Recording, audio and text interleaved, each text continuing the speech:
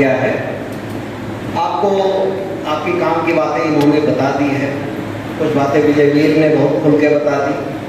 Seat के channel की बात हुई है। सीट आप लोगों से मैं रिक्वेस्ट करूंगा कि सीट बराबर अपने चीनी मिल के चैनल से लीजिए। चीनी मिल को चाहिए कि ये शोध केंद्र जो होते हैं, स्थापित शोध केंद्र, इनके चैनल से लें, तो इससे कभी भी कोई गलत वैरायटी नहीं जाएगी। ज़्यादा रेट पर आपको बीज नहीं खरीदना पड़ेगा और अनावश्यक पैनिक भी हो जाएगी।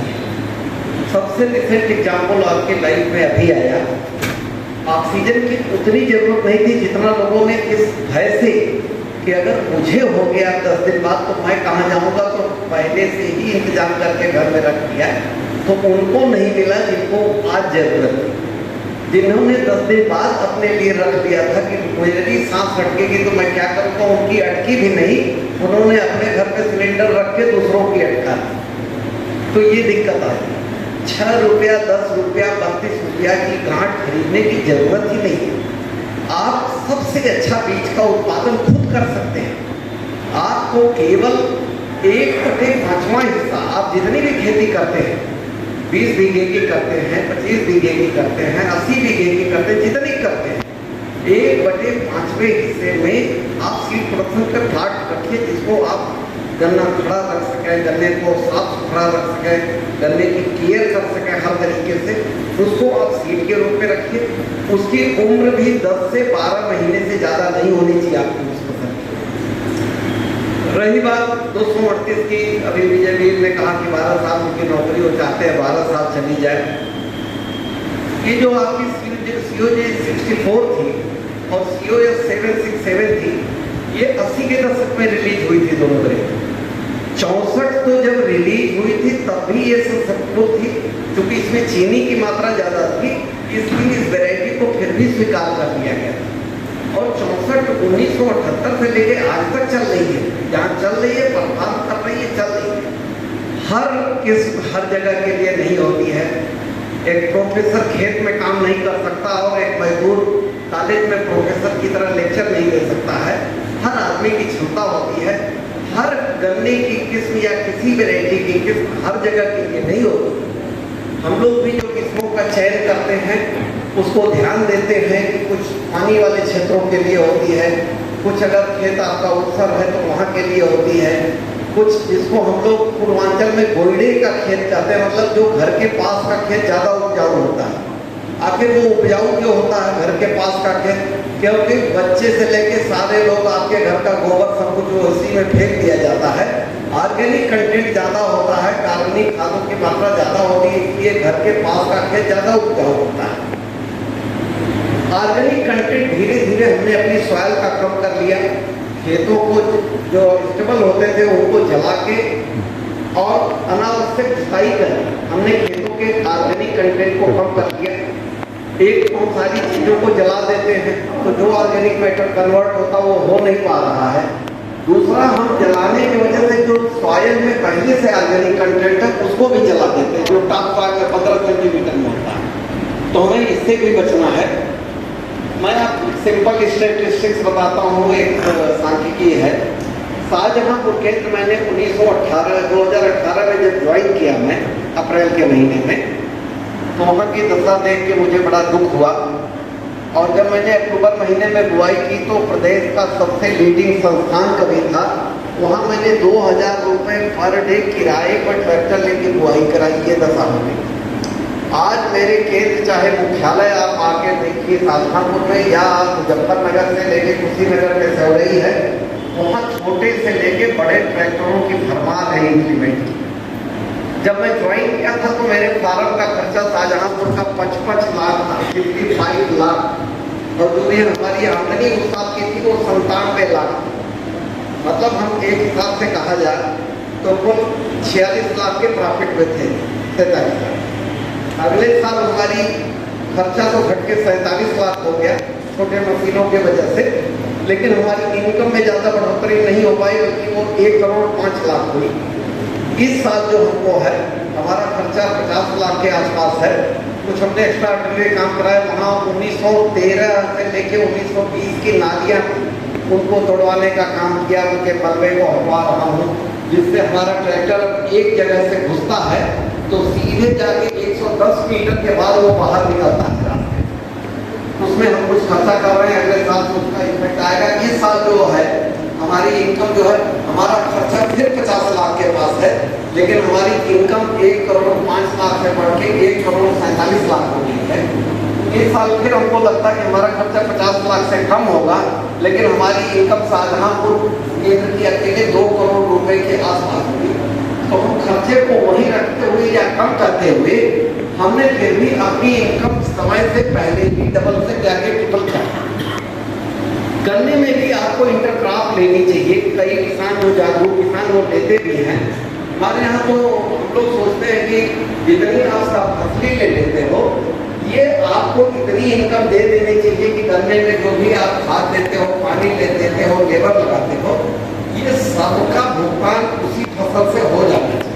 आपके उपयोग के लिए मिल जानी चाहिए, उससे जो आपको मार्केट में बेचने से इनकम हो रही है उससे। अब सरकार की दिक्कत ये होती है कि वो करे तो क्या करे। अगर सरसों का भाव 8,000 रुपया क्विंटल हो जाए तो किसान को फायदा होने लगता है। तो शाम की टीवी का डिस्कशन होता है कि तेल का दाम तो 200 रुपया केजी हो गया।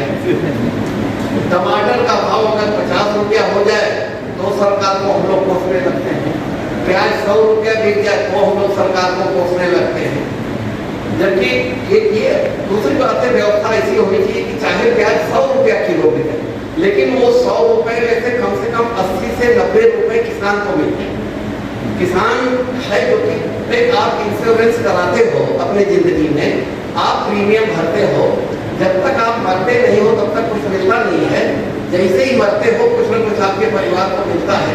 वैसे ही आप फसल लगाते हो, आप साल भर रिस्क लेते हो। कभी ओलावृष्टि होती है, कभी जंगली जानवरों का प्रकोप हो जाता है, कभी कुछ हो जाता है, कभी बाढ़ आ जाती है। रिस्क तो एक किसान लेता है, तो इनकम भी उसी को पाने का हक है।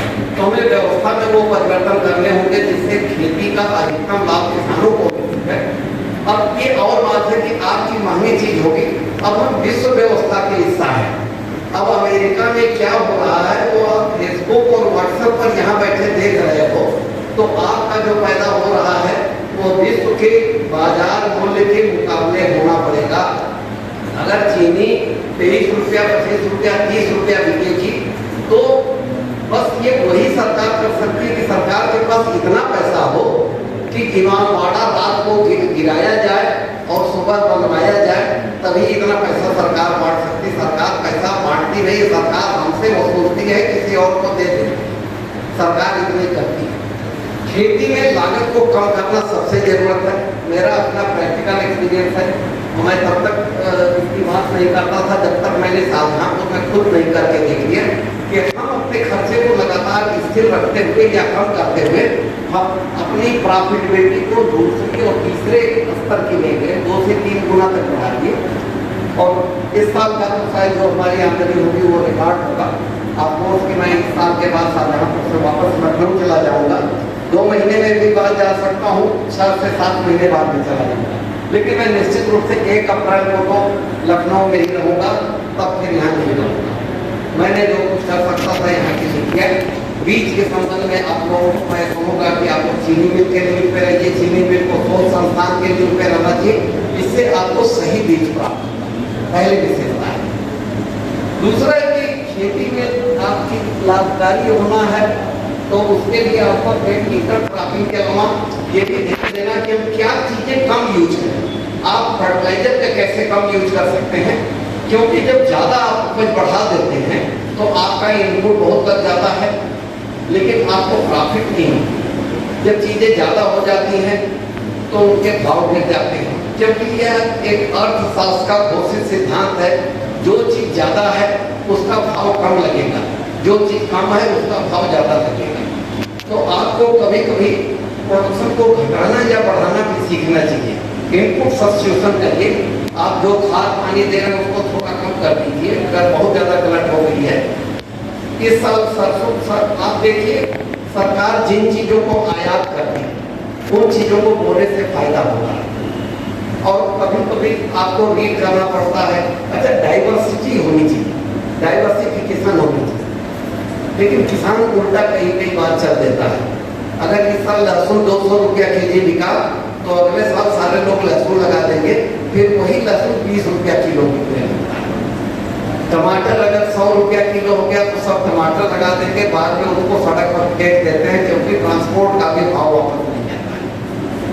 मुझे ये समझ में आता है एज ए कंज्यूमर कि जैसे ही प्याज का भाव 20 रुपया से 40 रुपया होता है तो मैं आधा यूज करता हूँ, और जब लहसुन या प्याज 100 रुपया या 200 रुपया हो जाता है तो मैं अपना धर्म परिवर्तन कर लेता हूँ, मैं शुद्ध जैनी हो जाता हूँ। फिर मैं उपयोग ही बंद कर देता हूँ कि भाई अब मैं जैन धर्म धारण कर दिया और मैं इन चीजों को नहीं पाऊंगा। तो यदि देश में कमी है तो मैं ये सहयोग करता हूँ कि मैं उपभोग कम कर दूंगा, और किसी ने अगर होर्डिंग कर रखी है तो मैं उसके होर्डिंग को उसके गोदामों तक सीमित कर दूंगा, उसके उपभोग को रिटेल करके। ये मुझे लगता है कि ये सब साधन है। प्रॉस्पेरिटी का सबसे बड़ा साधन सेविंग है। आपकी सेविंग जितना ज्यादा होगी, अब सेविंग का मतलब कंजूसी नहीं होगी, सेविंग का मतलब सिर्फ ये है कि आप अपने जीवन स्तर को सामान्य रखते हुए जितनी बचत कर सकते हो, और उसी तरीके से खेती में आपका जब आपका लगाया गया 1 रुपया आपके लिए दूसरा 1 रुपया न ला रहा हो आपके घर में, तो उस रुपए को लगाना आप बंद करें। आपका हर लगाया गया रुपया आपके लिए एक अतिरिक्त रुपया कमा के जब तक आता है तब तक ही आप पैसे लगाइए, नहीं तो आप कारण खोलिए, मिट्टी की जांच कराइए, जितनी रिकमेंडेशन वो डालिए। अनावश्यक डीलर पर भरोसा मत करिए जो आपको बता देता है कि कैल्शियम डाल दो इसमें। कैल्शियम तो आपकी सॉइल में भरा हुआ है, कैल्शियम की तो जरूरत है ही नहीं। आपकी क्रॉप को जिन चीजों को NPK, सल्फर और जिंक की जरूरत है 25 kg वही डालिए। बाकी सॉइल की जांच करा लीजिए 3 साल में एक बार, रिपोर्ट अपने साथ रखिए, जितनी रिकमेंडेशन आती है उसी के हिसाब से डालिए। यूरिया की स्पीड बढ़ा दीजिए, जड़ों के पास घास नहीं होनी चाहिए, क्योंकि पानी का नुकसान 3 तरीके से हो सकता है, या तो भूमि में नीचे चला जाए, फसल के द्वारा ले लिया जाए, या सूर्य के द्वारा इवेपोरेट कर दिया जाए।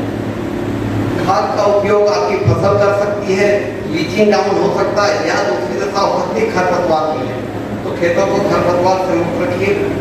फर्टिलाइजर का उपयोग सॉइल टेस्टिंग के बाद करिए, इरिगेशन में मल्चिंग करिए, ड्रिप इरिगेशन करिए, इनसे आप वाटर सेविंग करिए, क्योंकि एक समय ये आएगा आपके पास सोने का सिक्का तो होगा लेकिन आपके पास पानी नहीं होगा। फिर आपने शायद, हमने भी नहीं सोचा था 20-25 साल पहले कि कभी हम ये बोतलों में पानी पिएंगे और हम 12 रुपए, 15 रुपए की, 20 रुपए की एक बोतल पानी खरीदेंगे, जो पानी हम बर्बाद करते थे। फिर हम जब ज्यादा नाइट्रोजन प्रयोग करते हैं अपने क्षेत्र में, तो धीरे धीरे ये नाइट्रेट लीच करते हुए हमारे जो पॉटेबल वाटर होता है, जिसको हम लोग पीने का पानी करते हैं, उसमें चला जाता है। उसके कारण हमारा नुकसान होता है। जब हम ज्यादा पानी का शोषण करते हैं जमीन से, तो इसके साथ जो फ्लोराइड और आर्सेनिक होता है ये ऊपर की तरफ आ जाता है। फिर फ्लोराइड और आर्सेनिक हमारे शरीर को और हमारी दांतों को नुकसान पहुंचता है। तो हम जब जिंदगी में बैलेंस नहीं रखते हैं, एक इकोसिस्टम नहीं रखते हैं, तो हमें पता ही नहीं चलता कब हमने अपने लिए गड्ढे खोद दिए। तो जीवन में संतुलन रखना है, तो हमें खेती में भी संतुलन रखना है, जिंदगी में भी संतुलन रखना है। दोहन नहीं करना है, उपभोग करना है, संतुलित उपभोग करना, दोहन किसी चीज का नहीं करना है। अगर आप ऐसा करेंगे तो मुझे नहीं लगता कि कोई दिन, और आजकल आपको तो सारे लिंक है, आप लोग एक और भी है, हमारा प्रोग्राम जो है मंगलवार के दिन 4 बजे से 5 बजे तक हमारा UPCSR फेसबुक लाइव चलता है। उसमें रोग के बारे में, समसामयिक रोग के बारे में, कीड़ों के बारे में, वैरायटी कैसे पहचाने, कौन सी वैरायटी है, एग्रोनॉमी में कैसी क्या चीज चल रही, पेड़ी प्रबंधन कैसे करना चाहिए, सॉइल मैनेजमेंट कैसे करना चाहिए, इन सारी विषयों पर जानकारी उपलब्ध कराई जाती है। कभी कभी DCO को बुला के सट्टा प्रदर्शनी इनके बारे में भी बताया जाता है। अगर आप लोग मंगलवार के दिन 4 बजे शाम से जुड़ेंगे UPCSR फेसबुक लाइव प्रोग्राम में, तो बहुत सी चीज आपको आधे घंटे, पौन घंटे में हर विषय पर बताई जाती है, आप उससे भी लाभ उठा सकते हैं। और आपको एक चीज अंत में मैं यही कहूँगा, लास्ट वर्ड मेरे होंगे कि नॉलेज इज मनी। पैसा ज्ञान नहीं है, बल्कि ज्ञान पैसा है। आप जितना ज्ञान कमाएंगे उतना समझिए आप पैसा कमा रहे हैं। और साधन तो आजकल मुफ्त के उपलब्ध हैं। समय आप पॉलिटिकल वीडियो देखेंगे अपने मोबाइल में या खेती के वीडियो देखेंगे, ये आपको डिसाइड करना है। जितना ज़्यादा खेती के वीडियो देखेंगे उतना ही ज़्यादा आपको लाभ होगा। मैं आप लोगों को इसी के साथ अपने तरफ से एक बार धन्यवाद करता हूँ। नमस्कार, साधुवाद।